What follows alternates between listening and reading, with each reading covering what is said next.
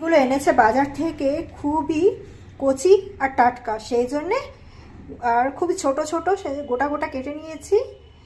ভেন্ডি মশলা বানাবো সেই জন্যে। কড়াইয়ে তেল গরম হয়ে গেছে, এবারে আমি ভেন্ডিগুলো প্রথমে ভেজে নেব।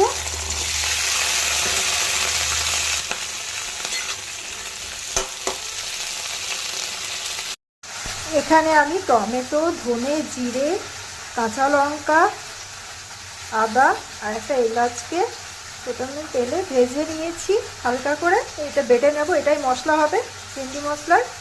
ভেন্ডিটা ভাজা হয়ে গেছে, এবারে আমি একটু মশলাটা দিয়ে দেবো যেটা বেটে নিয়েছি।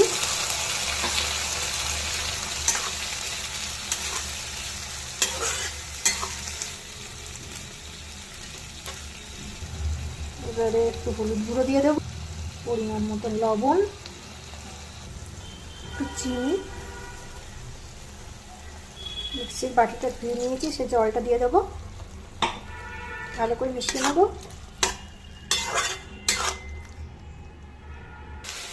মশলা ভেন্ডি আমাদের রেডি।